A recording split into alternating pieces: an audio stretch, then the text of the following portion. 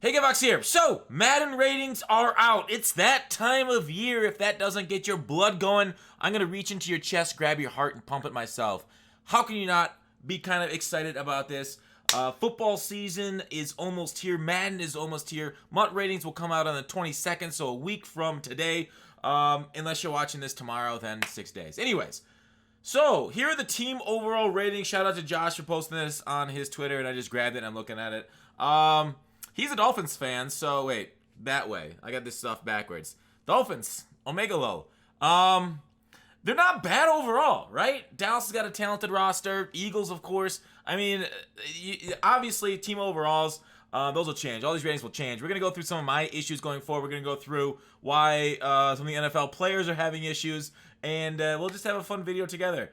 So, how's your team looking? Mine, the Steelers are, I mean, it's fair. They lost their best two offensive weapons over the last couple years, and they're kind of sitting at 84. They got a lot to prove, a lot more question marks than they've had in the past. But, I mean, a lot of these teams will live and die based off injuries.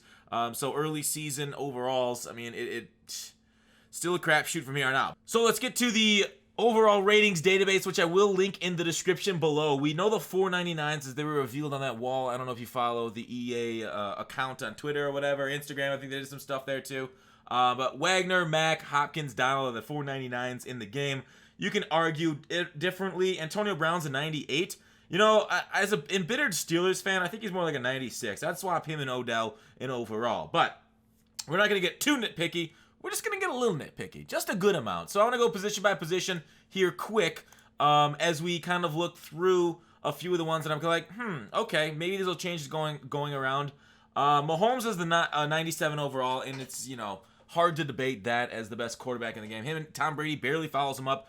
Tom Brady obviously got a little bit less physical attributes, but kind of makes up for it where it counts. And talking about these quarterback ratings, I got a nice little tweet at me today going through like how these ratings are broken down. So he did like a regression analysis on these players, and this is what he said was able to contribute to the overall rating the most. Now, this is strange. You know, obviously quarterbacks are different archetypes, and that's something that's going to affect their overall. And we're going to get into archetypes. I want to talk about a couple other positions here and my issues with the overall rating numbers, as overalls are fake. So this is what he showed. So medium throw accuracy was the number one, you know, contributor to the overall score, which is strange because like something like throw power I think is much more meaningful in Madden. That he has at 9 or 8. 9 is kind of like 1% factor to break sack.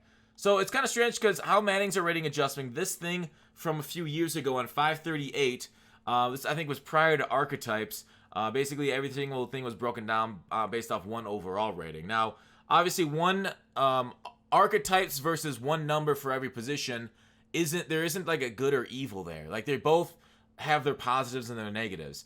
A negative is that it's a lot harder to break down by position what matters for which, because like a run stuffing nose tackle, their pass stats don't matter if they're not going to be on the field for third down or passing situations.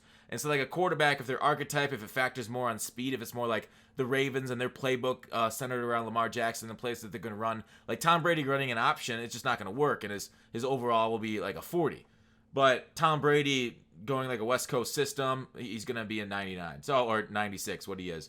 But with that said, with quarterbacks, awareness 20%. 20% awareness. Awareness doesn't matter when you're playing the game. Awareness matters when you're simming the game. So going back to this, he has awareness right there at 5th most important, as it should be. It should be lowered. I know after this year, I think they lowered the importance awareness on quarterbacks, which is important. I kicked my green screen off. Oop, wrong way. Throw power. So these ratings don't really match up to what the regression ratings say, but, you know, this is kind of mixed between archetypes. So that's just an interesting thing I wanted to show. And some players are a little mad at their stats going through the quarterbacks.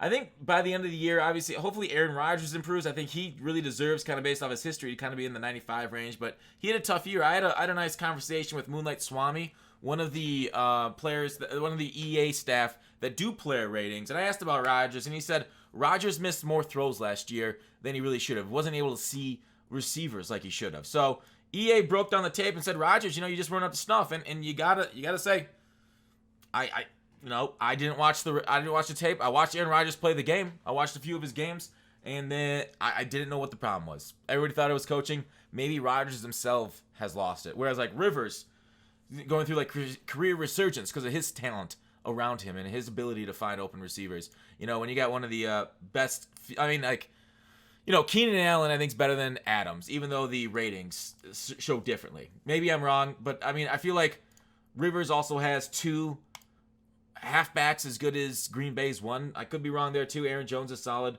Wide receiver ratings. I want to go over Keenan Allen right here. Let's hear what Keenan Allen has to say about his rating. And I just want to start this video off by saying I will not be playing Madden 20. Period. Alright, number one, my overalls are 89. For sure. My short route running is a 91. 60. My medium route running is an 88. What? Like, my deep route running is a 75. Like, bro, who's making this shit, dog? What? Who did this? Speed's at 87. Like, bro, ain't nobody just running with me step for step like that, bro. Like, come on, dog. It's not that sweet out there, man. Like, what is you thinking? My strength is 69, like I'm a little boy. I'm just not understanding something. I'm not understanding. I'm an 89 on the game, Pro Bowl back-to-back, 1,000. I don't understand. What's up? Talk to me. So that's Keenan's issue with his ratings. Now, EA announced earlier this year that they were going to spread apart ratings to make them more like the stars play like stars. Now, there's a little bit of, I don't know, issue here. Yeah, the last guys on the rosters have lower overalls now to really make those stars stand out, which is cool, but like amongst the top end, there isn't a lot of separation. Like he said he has 87 speed, but when you look at the top end receivers, a lot of them have very similar speed with the exception of Tyreek there. So you're not getting a lot of differentiation amongst the superstars. A lot of them will be playing alike, but in regular rosters, that's fine because you're not going to have too many of them on the field at once. But we'll see what happens when those ratings come out, of course, so we're not going to judge it yet. But he's kind of disappointed. 87 speed in his route running was very low too, which is straight because he's known for his route running. So the fact that they gave him pretty bad route running, as I try to find it, that's kind of telling. There it is: short route running, medium route running, deep route running. So he's pretty similar to his peers. Deep route running at 85, much less than a lot of other guys. Like Allen is sharp and gets separation like that. So I don't know. It doesn't feel like at near the top end. It kind of like it's like a lot like Madden, right? Everybody complains about the skill gap. There's a lot of skill gap between like the top end players and the lower end players, between, you know, the pros and the Joes. But the pros don't have a lot of skill gap, a lot of differences here. There's not much differences in this ratings between like Cooper and him. Like these guys will play very much alike. They're very both near the threshold probably. We'll see if deep route running even matters this year. Last year it didn't. It was all medium route running that mattered for a majority of the routes is kind of what you want to look at. So I don't know. I'm kind of disappointed by the rating spread. We see this also. Let's go look at the running back position. My biggest issue with the running back position is that so many of these top end backs have very similar speed, and they're gonna play a lot alike too. If you're playing regular rosters. Now I don't play a ton of regular rosters. I do a little bit of CFM. I'll have a little bit of a CFM series on my channel next year, like we tried to do this year. But if we go over to like speed, they're all within a few points of each other, which is kind of disappointing. Like 89 to 92 is like the differentiation. Like running backs, it doesn't feel like many of them go over 92. You get Lindsey there at 93, 92, 91, 92, but like it's all right there, all squished together. And it's disappointing that there isn't that separation that they kind of promised us. So that's my problem. Of course, Todd Gurley, I don't feel like should be a 97. Like sure, he's earned it, but I don't think his current skill set is a 97 because of his injury. I think like that probably knocked down a couple of his stats of his. So I would have put him maybe at 94 there with Zeke. Maybe move up Barkley because that guy is just doing magic out there in New York. So McCaffrey, like all these backs are talented. Maybe Kareem Hunt's a little bit too high overall, in my opinion. Kamara is better than him, but we'll see what he does in the Browns this year. Browns look like they got a pretty good backfield. I think San Francisco's got like a couple 93 speed backs. Of course, we know the Chiefs' offense is going to be great. The Cowboys, oh my God! If you look at the offensive line too, the Cowboys have two of the best offensive linemen in the world. So they'll be like a ground and pound team, of course, with Smith, Frederick, and Zach Martin. So three of them. Sorry, I said two, but I don't know why 2. So that's Smith, Frederick, Martin. Yeah, 3 of them. So yeah, that Cowboys are going to be cheese online, as they are in real life with that talented running game of theirs. But we'll see how Dak plays in 20. Offensive line, I'm not going to bicker too much with offensive line ratings. The only issue I have with offensive line ratings, let me narrow down just to left tackles. Here is why archetypes have an issue. Now, when you compare David Bakhtiari to why didn't it work? Do the filters not work? To Trent Williams, position filter. Okay, so when you compare Bakhtiari to Trent Williams, you look at the stats right here. So Williams is 2 overall lower. He's got 1 awareness less. He's significantly faster, acceleration, agility, higher strength. Let's keep moving to the other important ones for linemen, which is pass block, run block.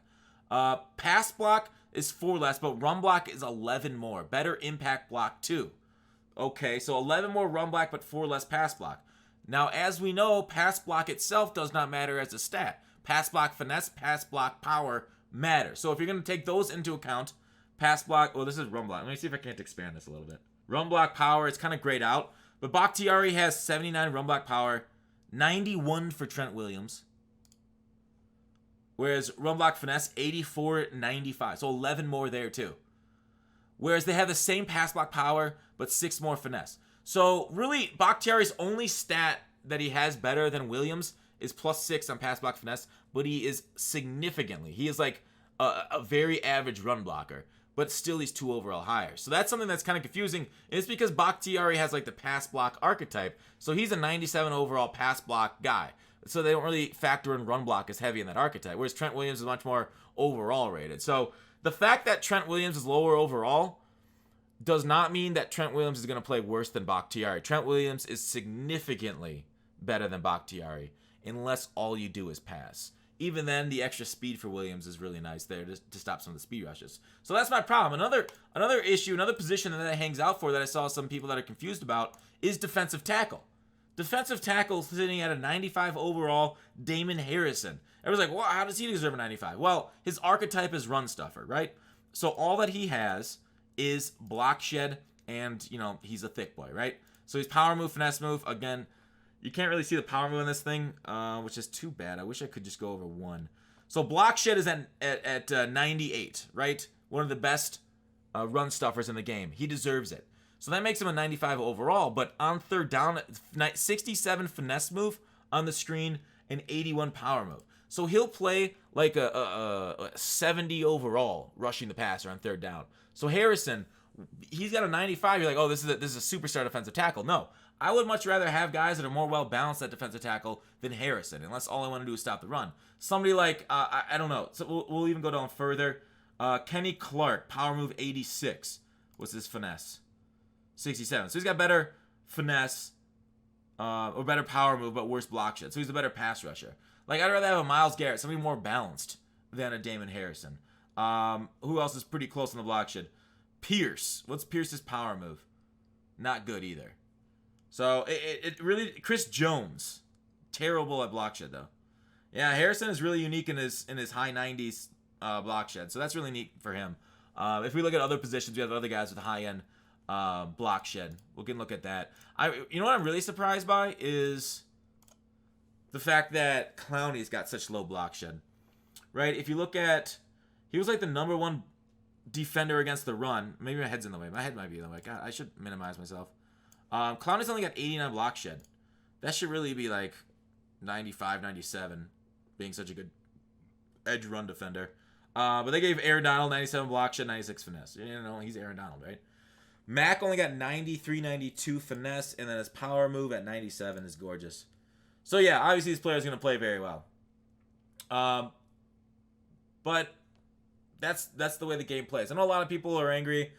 I think Howard, cornerback, he was inconsistent according to Bengal. I saw he tweeted that out. He wasn't mad with Zaven.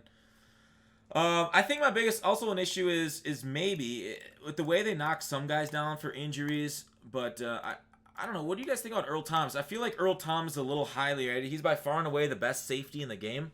Like, if I were starting, like, right now, I would rather have Eddie Jackson on my team than Earl Thomas. I feel like Eddie Jackson plays the game better right now than Earl Thomas. Eddie Jackson, smart, physical. Earl Thomas, out of the game for a year, throwing up middle fingers like a badass, though. So, to have him as, like, far and away, I guess not far and away, Harrison Smith's a 94. I don't know if I love that one for Earl Thomas, but he's proven it, and we'll see if he can keep it up in Baltimore, or if he is over the hills. But over the hills and far away, like a nice Zeppelin song. Adams here. There's a few that I'd throw up, throw down. But overall, what do you guys think of the ratings? The kickers and punters is another one that I want to point out. One more last thing before I move on. Why I'm frustrated. The differences in kickers and punters aren't that great, right? There's not a whole lot of difference between the kick powers, the top end guys. Like the top end kick power is like 90, I think 99. I think somebody has 99 kick power. I'm trying to sort by it, but it's moving slow. Maybe too many people are hitting the database. But like the top and the small end, like the 40th kicker is gonna have like 92 kick power, maybe 94. So like the top 30 kickers in the league, there's not gonna be much separating them, which is a little disappointing, right? Like Justin Tucker, he's got great accuracy, but I feel like he should have better kick power. And maybe somebody suggested kick power by distance, which isn't a bad idea either. Some guys can just hit some over 50 yarders, but maybe don't do as well consistently under that. But it is what it is. The database doesn't want to sort for me. Let me see if I can reset it. Reset, and then tight end too. I thought Kittle should have been higher in tight end. Kittle had an amazing year, like one of the best for tight end, I feel like. And he's got high end round block, only 90 overall. That's frustrating. But yeah, let me know what you guys think. That is it for my thoughts on the ratings. And that's why I think a little bit of the fans and the pros are frustrated, but it's hard to get everything perfect. We'll see some adjustments. I'm sure week 1, after the preseason, we'll get some new rosters and stuff. But it's fun, though. It gets the body going, gets the blood flowing. Thanks for watching Call to Action. I'll see you tomorrow.